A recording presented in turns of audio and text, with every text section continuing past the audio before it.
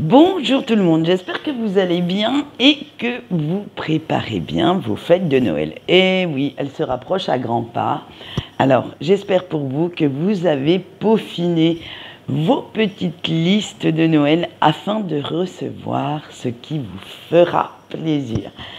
Quant à nous, pour les énergies de ce week-end, j'ai pris le Pocket Oracle des potentiels. Et pour le sentimental, j'ai utilisé le Magic Soul de F. Corrigan, qui est, somme toute, moi qui ai quelques petits jeux de Madame Corrigan, qui j'estime est quand même un de ses plus beaux jeux qu'elle ait pu faire. Hein. Franchement, moi j'ai assez kiffé les illustrations et on ne parle même pas du livre qui vous explique tout ça très très bien, qui vous donne certaines pistes à explorer pour qu'on puisse atteindre notre objectif ultime, c'est-à-dire être bien émotionnellement parlant. Et c'est vraiment un oracle très très abouti et magnifique. Allez, on va aller voir quand même sur ce qui nous attend. Pour ce week-end, on a la lumière intérieure, l'onde d'inspiration, l'étreinte cosmique, le joyau intérieur, le cristal de clarté et les rêves étoilés. Allez, après beaucoup de travail sur vous-même, de nettoyage, alors tant extérieur qu'intérieur, bien entendu, hein, on a viré toutes les pensées néfastes, toutes les toxicités quelconques, tous les petits toxiques qui gravitaient aussi autour de vous. Vous savez exactement ce que vous voulez, mais plus encore, qui vous êtes. Alors là, ça, je pense que pour moi, ça passe en priorité. Mais pas seulement en ne voyant que le positif chez vous, vous allez prendre aussi en compte vos défauts, vos lacunes, vos imperfections. Bref, vous avez tout passé au crible et vous vous êtes aperçu que, oui, hein, vous n'étiez pas la personne parfaite que vous aviez pensé être. Alors vous cherchez quotidiennement à vous améliorer encore et faire en sorte de concilier vos besoins, vos envies avec ceux de votre entourage. Vous avez en fait envie de montrer à la face du monde et surtout à vos détracteurs, excusez-moi, la belle personne que vous êtes et de quoi vous pouvez être capable quand vous vous en donnez les moyens. Parce que parfois, on a envie de se reposer un petit peu sur nos lauriers, sur nos acquis, et on n'a pas envie de se bouger la nénette d'un iota de notre façon de penser ou de notre façon de réagir. Mais quand on souhaite dépasser ses limites, eh bien, ça donne quelque chose de merveilleux, de beaucoup plus transcendant. Et quoi de mieux pour le faire que de se laisser inspirer par sa créativité, d'aller là où vous mène votre cœur, sans vous préoccuper de ce que peuvent penser ou dire les autres. C'est quelque chose, la jalousie, l'envie, laissez-les de côté pour l'instant. Ne laissez, j'allais dire, n'allez que vers ce qui vous parle, ce qui vous appelle. Si d'autres personnes ne comprennent pas ce que vous faites, essayent de vous dénigrer, eh bien, on va dire franco, mettez-leur un coup de pied au derrière et envoyez-les valdinguer très très loin de vous. Le principal, c'est ce que vous voulez et ce que vous souhaitez créer. Il est vrai qu'il y a de très grandes victoires dans l'adversité, et plus les choses sont difficiles à atteindre, à réaliser, plus vous pouvez être fier de vous, hein. Plus vous pouvez, vous savez, vous tenir bien droit et la tête bien haute. Mais, excusez-moi, disons-le honnêtement, hein, de temps en temps, un tout petit pas, ou quelques petites réussites faciles, eh bien, sont aussi les bienvenues parce que ça repose le mental. C'est quelque chose qu'on sait d'avance qu'on va réussir, mais on y va quand même, hein. Après tout, on n'a pas besoin tout le temps de dépasser ses limites à outrance, de franchir tout plein de montagnes. De temps en temps, un tout petit tas de cailloux, ça fait du bien aussi au moral, hein. Ça vous met aussi de bonne humeur et ça vous permet d'appréhender justement les grands projets, les grandes pensées avec enthousiasme et motivation. De temps en temps, faire les petits trucs un petit peu cocooning, j'allais dire câlinement, je ne sais même pas si ça existe ce mot, mon Dieu. Franchement, en sachant que ça va être de la satisfaction pure et simple, eh bien ça fait du bien. Pourquoi tout de suite aller chercher le grand truc, aller chercher les grands mots, hein, aux grands mots les grands remèdes, mais là pour une fois, eh bien, le grand remède passe par la simplicité, la facilité. Et ça, de temps en temps, ça repose un petit peu tout ce qui se passe dans notre cerveau. Et en ce moment, chaque jour, de toute façon, vous sentez que l'univers vous pousse à apprendre, à acquérir, à changer. Mais alors, tout un tas de trucs pour libérer complètement ce potentiel endormi au fond de votre être, pour faire ressortir le meilleur de vous-même. Et ça, c'est à vous, personne d'autre ne peut vous le piquer. C'est à vous de faire jaillir cette passion, cette flamme, ce feu intérieur vers l'extérieur et de montrer à vos proches, à votre entourage, alors plus ou moins intime, ce feu qui brûle en vous, tout ce que vous avez, cette passion qui vous pousse à créer, à réaliser. Et de toute façon, dites-vous bien que vous avez passé du temps à penser vos blessures, à éloigner ou vous débarrasser des énergies toxiques, afin de mieux comprendre ce qui vous fait du bien, ce qui vous est bénéfique également. Et il est temps maintenant de profiter un petit peu plus de votre vie, de ces instants de bonheur qui s'offrent à vous, sans vous préoccuper, sans chercher plus loin, parce que de temps en temps on a tendance à chercher ce qui nous manque. Eh bien, pour une fois, contentez-vous de ce que vous avez déjà.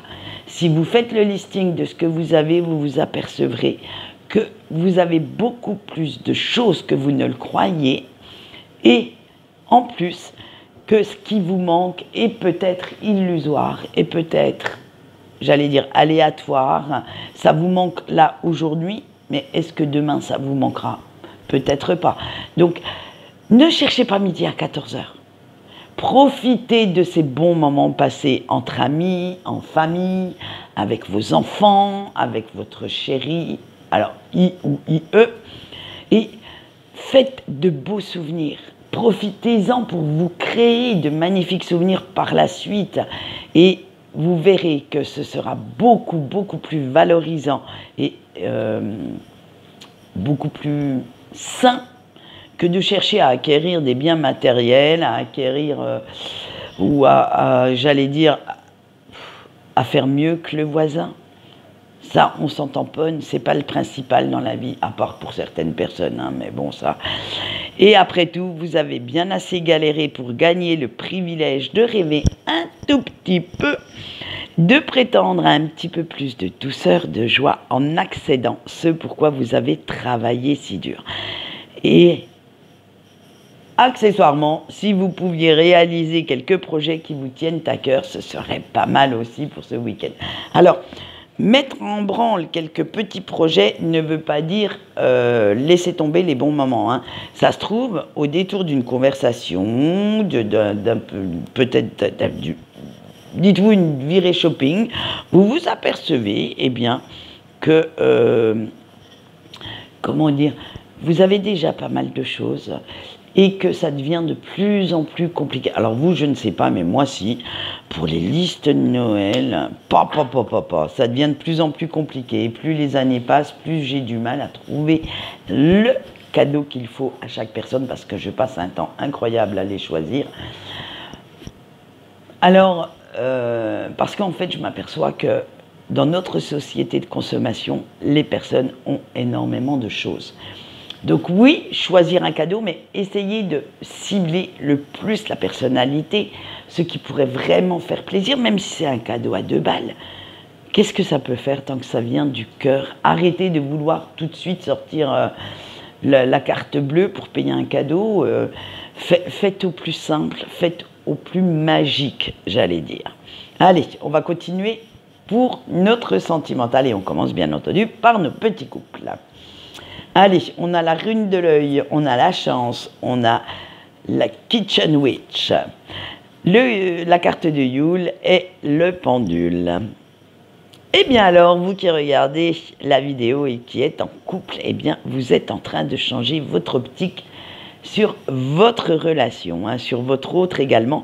Et vous apprenez un petit peu plus à temporiser, à ne plus vous focaliser sur les défauts de votre partenaire.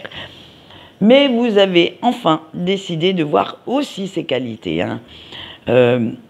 Vous faites en sorte de ne plus analyser, décortiquer ses moindres faits et gestes, parce que vous savez que à un moment donné, de le faire, ça va vous agacer. Cette personne va faire quelque chose qui va vous agacer et ça va être source de conflit. Alors, après tout, on vous le dit, hein, vous n'êtes pas non plus la perfection incarnée. Tant mieux pour vous, hein, parce que ça doit être bien ennuyé d'être parfait ou parfaite. Hein. Et personne ne vous a mis le couteau sous la gorge pour être avec celle-ci de personne. Hein. Personne ne vous a dit « ouais, vas-y, t'es obligé », à part quelques petits cas près, mais je veux dire, ça sera... Je pense que dans notre société moderne, ce n'est pas le cas, hein, d'être obligé. Alors, c'est bien vous, en fait, qui l'avez décidé. C'est bien vous qui avez choisi d'être avec cette personne. Alors, moi je dirais, autant faire avec, mais avec les bons et mauvais côtés. Hein, un couple, c'est aussi ça, c'est faire preuve de compréhension, de confiance, comprendre qu'une bonne communication saine, sereine, peut désamorcer les conflits, les différences, sans être obligé de passer par les armes. Et vous apprenez au fil des jours à accepter cette personne comme elle est et non comme vous voudriez qu'elle soit, parce que c'est la seule façon raisonnable que cette personne vous accepte également comme vous êtes. En fait, c'est un échange de bons procédés. Excusez-moi l'expression.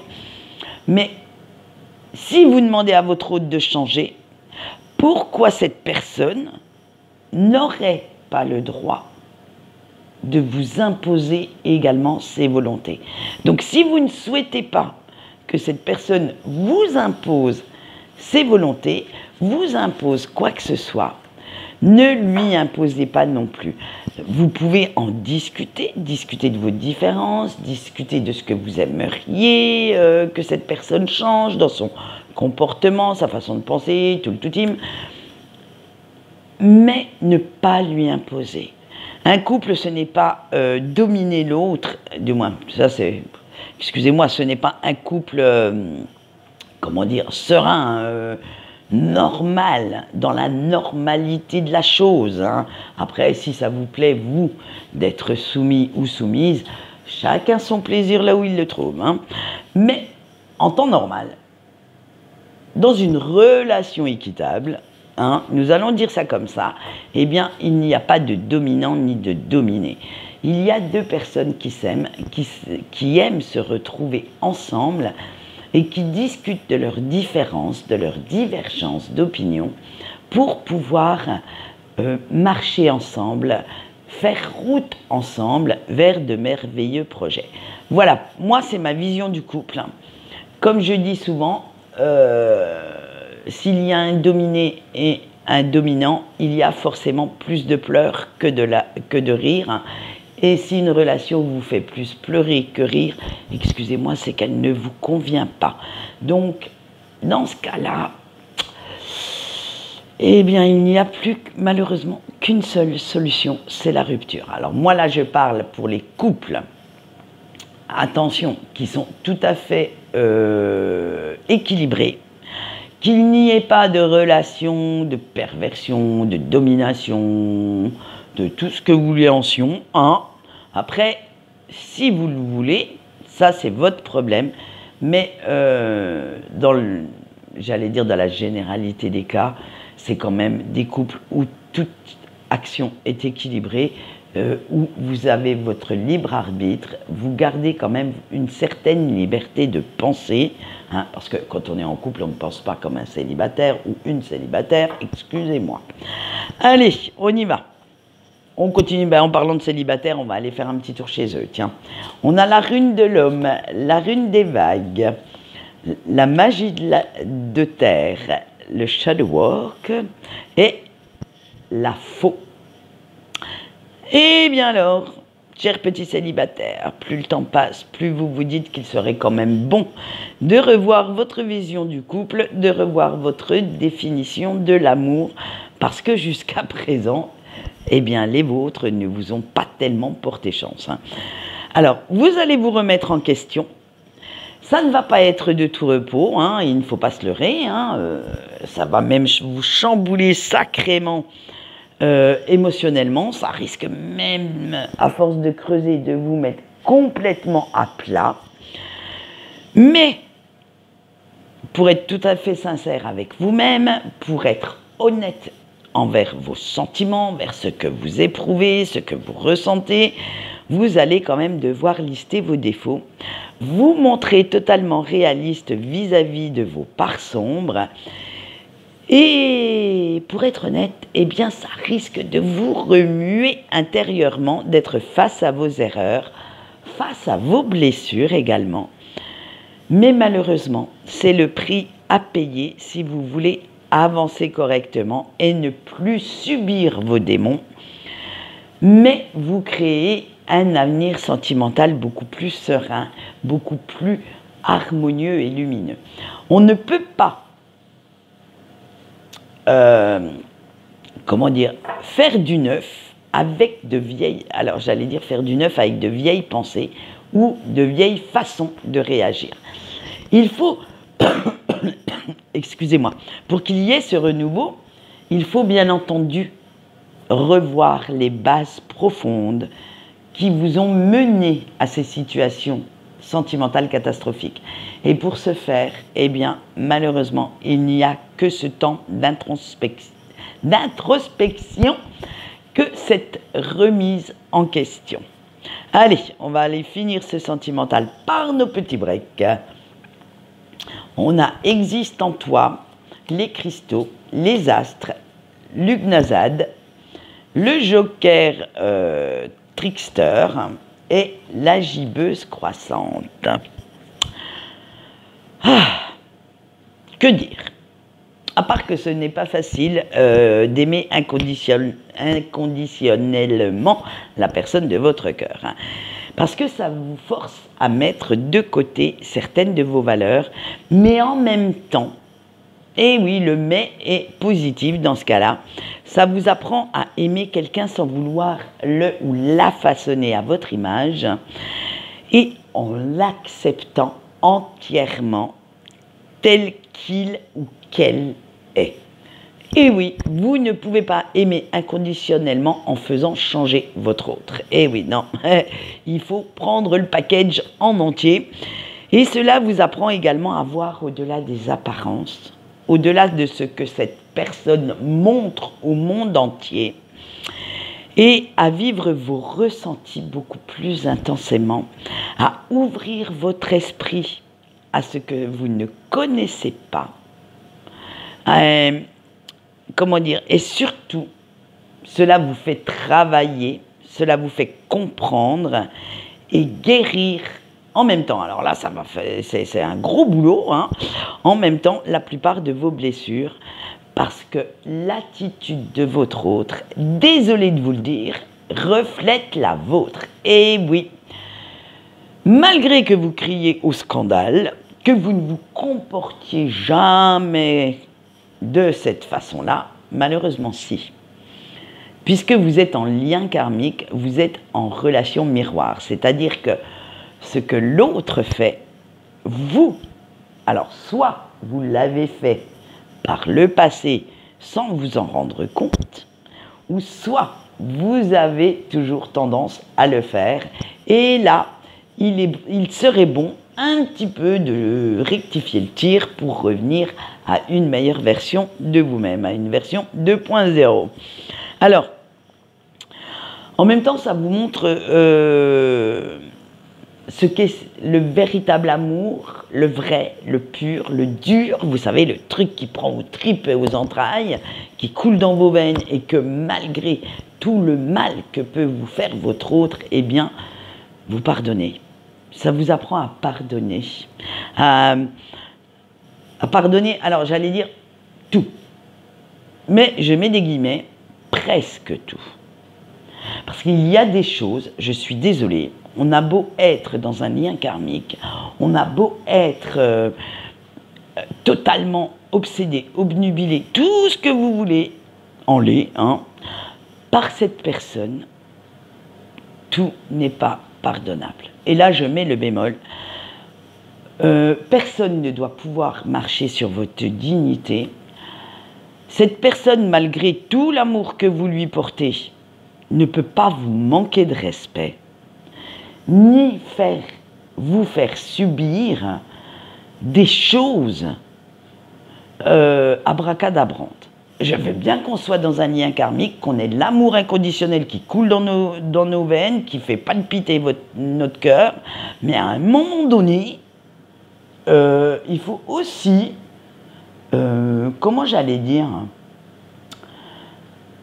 se montrer digne de soi-même, hein, et être en accord avec vos valeurs. Donc, vous l'aimez, cette personne, soit, mais ce n'est pas une raison pour que cette personne vous manque de respect ou se serve de vous comme paillasson pour essuyer ses godasses. Alors, on continue avec cet amour inconditionnel qui est capable aussi de vous faire gravir n'importe quelle montagne, même si c'est l'Everest, vous fonceriez sac à dos et pique à la main, hein. Et ça, c'est le côté magique de cette relation qui vous porte tous les jours, qui vous fait tenir malgré toutes les embûches qui se trouvent sur ce parcours. Ça vous chamboule en fait tellement que vous avez toujours l'impression de vivre sur des montagnes russes. Un jour, vous êtes complètement euphorique, complètement dans le j'allais dire dans le good vibes, c'est le truc au top, vous êtes content ou contente de vivre, le bonheur fait son apparition, bref. Et le lendemain, patatras, on ne sait pas pourquoi, c'est la grande dégringolade au fond du puits. Et vous vous retrouvez avec une mélancolie, une nostalgie qui s'est pointée pendant la nuit, et vous ne savez pas pourquoi, eh bien les larmes coulent toutes seules.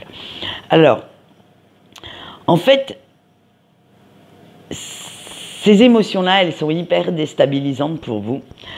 Et ce parcours est là pour vous faire réfléchir, pour vous faire comprendre, grandir,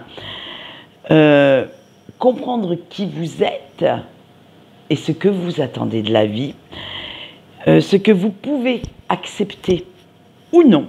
Et vous savez que si pour l'instant vous endurez ces montagnes russes émotionnelles, si vous endurez ce parcours avec toutes les embûches qu'il comporte, excusez-moi, c'est qu'il y a une bonne raison. Et pour connaître cette raison, malheureusement, il n'y a qu'une solution, celle de patienter jusqu'au dénouement final. Alors, le dénouement final, là je vais mettre mon petit grain de sel et je vais mettre mon bémol, ce n'est pas forcément la réunification. Pour certaines personnes, pour certains couples karmiques, ce sera cette fameuse réunification dans cette vie-là, parce que bon, moi j'ai la croyance de la réincarnation. Pour d'autres, ce sera en fait ce dénouement final, savoir s'accepter, se montrer digne d'être soi-même, Ce sera certainement peut-être aimer quelqu'un éperdument sans jamais pouvoir vivre avec. Le dénouement final va dépendre de votre, on va dire, de votre lien, de votre personnalité et peut différer d'un individu à l'autre, d'une histoire à l'autre. Ne cherchez pas à tout prix à être dans le, comment dire, dans la réunification. Ça se trouve, votre parcours ne s'y prêtera pas. On peut très bien aimer quelqu'un sans jamais vivre avec ou sans jamais revoir cette personne physiquement. Ça ne vous empêchera pas d'avoir des sentiments vis-à-vis de lui ou d'elle. Ça ne vous empêchera pas de ressentir sa présence à chaque instant. Mais malheureusement, la vie commune n'est peut-être pas pour vous deux, du moins dans cette vie-là. Voilà ce que j'avais à dire pour le petit aparté, hein, que vous n'attendiez pas une réunification qui n'arrivera peut-être pas. Alors, ne vous empêchez surtout pas de vivre, hein, ne vous empêchez pas de vivre une nouvelle histoire d'amour, certes, peut-être moins magique, moins karmique, mais tout aussi jolie, tout aussi respectueuse de vos qualités, de votre personnalité, hein, ou d'avoir un chemin de vie tout à fait épanoui, même si votre autre n'est pas à vos côtés. Voilà, et bien sur ce, j'ai été très philosophique là pour les 30 dernières secondes. Maintenant, nous allons passer au message de votre ange gardien qui se fera sur 6 cartes pour cette semaine. Et nous allons voir ce que votre ange gardien, pas pour cette semaine, pour ce week-end, excusez-moi, et nous allons voir ce que votre ange gardien a envie de vous dire pour ce week-end. Allez, avec le choix 1 et la naissance, n'hésite pas à te lancer dans de nouveaux projets. Le choix 2 avec le voyage, il serait judicieux de prendre de la distance avec certaines personnes. Le choix 3 avec l'amour, fais confiance à tes ressentis face à certaines personnes. Le choix 4 avec l'obstacle, ne prenez pas les imprévus comme excuse pour abandonner, mais un moyen de dépasser vos limites. Le choix 5, n'hésite pas à demander l'aide de tes proches pour t'aider à avancer. Le choix 6 est notre dernier choix, la maison. Rien n'est plus important que de partager de bons moments avec ceux qu'on aime. Donc vous voyez, les messages sont quand même bien en corrélation avec les énergies de la semaine et certaines énergies sentimentales, hein, parce que là, ils se recoupent, du moins pour le mien, mais je ne veux pas vous, comment dire, vous dire lequel j'ai pris pour ne pas vous influencer. Il est bien en corrélation également. Alors, ce week-end, dites donc, faudrait peut-être que je bosse un peu. Déjà que je suis sur vos horoscopes, je finis mon nouveau havre de paix, c'est-à-dire mon bureau, hein, parce que je ne l'ai pas encore fini. Bah ouais, que pensez-vous? La journée n'a que 24 heures, hein. Et il faut bien que je profite aussi des miens, que je suive mes propres conseils et que je partage de très bons moments avec mes petits-enfants. Et oui, car je suis une mamie et j'adore être une mamie. C'est encore mieux. Je ne dirais pas que c'est mieux que d'être maman, mais ce n'est pas pareil. Je peux leur apprendre plein de bêtises, c'est les parents qui trinquent derrière. Et on va quand même essayer, hein, ce week-end de faire un petit sentimental rapidos. Hein. Ce serait quand même bon d'aller voir ce qui se passe un petit peu dans ces énergies sentimentales. Allez, en attendant, je vais vous faire de gros bisous et je vous dis à lundi matin pour de nouvelles aventures et de nouvelles énergies qui nous verront si elles sont... si elle se rapproche de la bienveillance de Noël. Voilà, quant à moi, je vais vous souhaiter une bonne journée et je vous dis au revoir.